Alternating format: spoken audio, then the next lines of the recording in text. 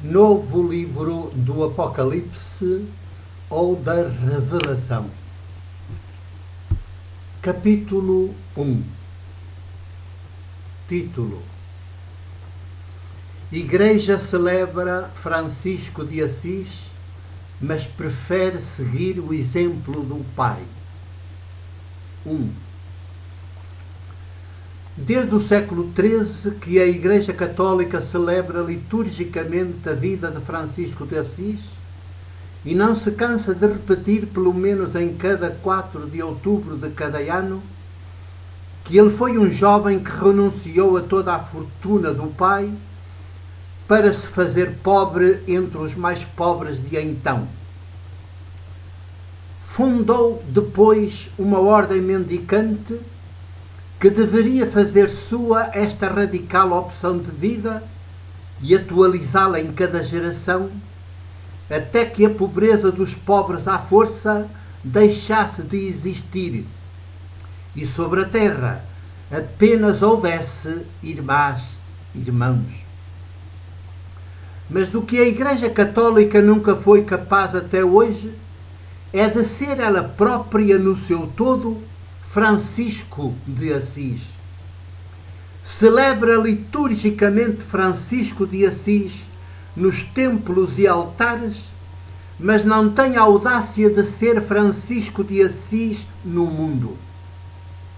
E assim torna-se ainda mais ré do seu pecado perante os pobres e os povos empobrecidos do mundo, pois anuncia liturgicamente ao mundo um ideal de vida e, entretanto, ela própria nem com um dedo sequer lhe toca.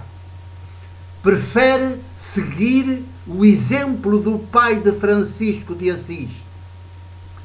Fala muito de Francisco de Assis, mas para depois, na prática, poder ser mais e melhor discípula do pai de Francisco de Assis, não do filho. 2.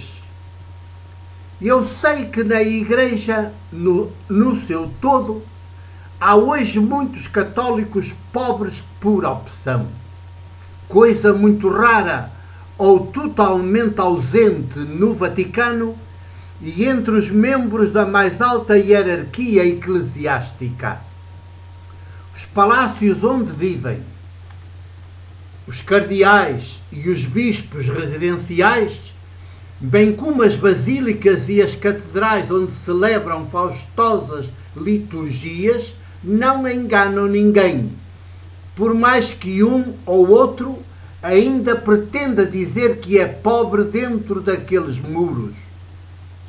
Muitos dos católicos pobres por opção podem não chegar a viver a radicalidade de Francisco de Assis, mas não deixam de ser pobres por opção, e é também entre os pobres à força que erguem a sua tenda numa edificante relação cotidiana de companheirismo e de sororidade, fraternidade.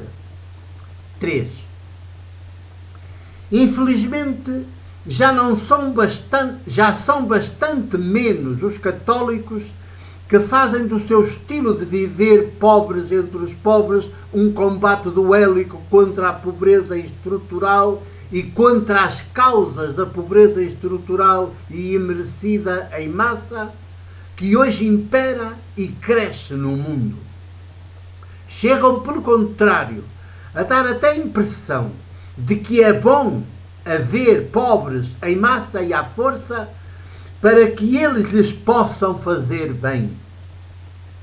Quase todas as ordens religiosas católicas estão neste número, e a maior parte delas, a começar pelas chamadas mendicantes, com referência estatutária a Francisco de Assis, ainda nem sequer se atreveu a erguer a sua tenda entre os pobres à força. Os seus mosteiros e conventos, enormes e apalaçados, chegam a parecer fortalezas que defendem os que vivem dentro deles do contágio dos pobres à força. O voto de pobreza que frades e freiras fazem por toda a vida acaba assim a funcionar como uma segurança que hoje muito poucas pessoas que não fizeram voto de pobreza podem usufruir. E ainda se apresentam vestidos, todas elas, todos eles, com aquela pretensa auréola de virtude e de sagrado que os coloca nos antípodas dos pobres à força, geralmente olhados e tratados pela sociedade como malditos, e por isso escorraçados dos lugares e das mesas onde elas e eles, frades e freiras, têm lugar sempre que quiserem. 4. Já pensaram no que aconteceria se da noite para o dia a pobreza e os pobres em massa e à força acabassem no mundo? O que iriam fazer tantos católicos frades e freiras, leigas e leigos, que se ocupam todos os dias com eles, sem, entretanto, mexerem politicamente uma palha para que a pobreza em massa seja erradicada da face da terra? E o que iriam fazer tantas IPSS ligadas à Igreja Católica e tantos trabalhadores que nelas ganham a vida à custa da pobreza em massa que está aí implantada como se fizesse parte da natureza das coisas?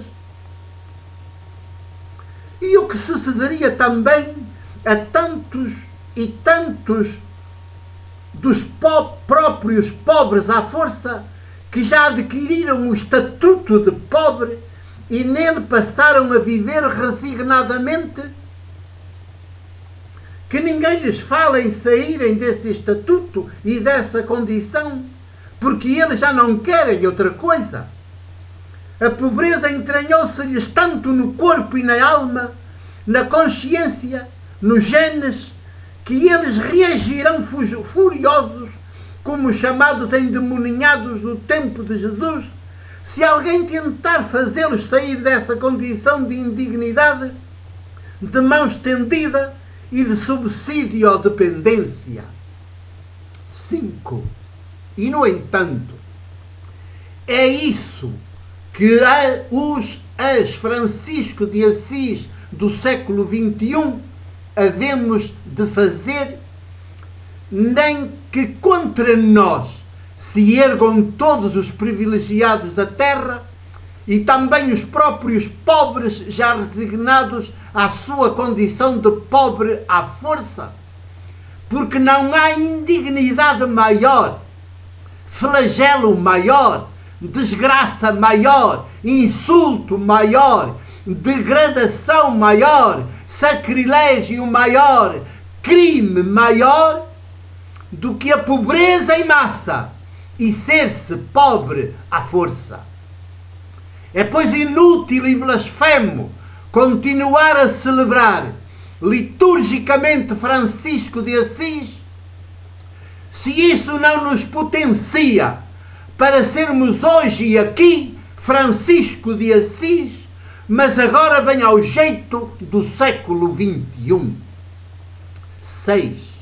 Por isso, lanço daqui ao mundo este grito: jovens do século XXI, fujam das ordens mendicantes e de outras congêneres que hoje se limitam a ser frades e freiras que fazem voto de pobreza para simplesmente continuarem a alimentar a pobreza estrutural e os pobres à força. Em alternativa, entreguem as vossas vidas à política maiêutica e revolucionária global que nos leva a trabalhar incansavelmente e com inteligência para derrubarmos a presente ordem mundial do dinheiro que fabrica pobreza e pobres em massa e, em seu lugar, darmos corpo a uma outra, a ordem mundial da riqueza partilhada, geradora de sororidade e fraternidade universal. Nem que para isso tinhais de conhecer na vossa própria carne a pobreza, a perseguição dos ricos sem entranhas de humanidade, a incompreensão da própria família e até de muitos dos próprios pobres. Felizes de vós, porque conhecereis na vossa própria carne o que é ser Francisco de Assis, século XXI. O meu abraço e o meu beijo no fim deste capítulo 1 do novo livro do Apocalipse ou da Revelação.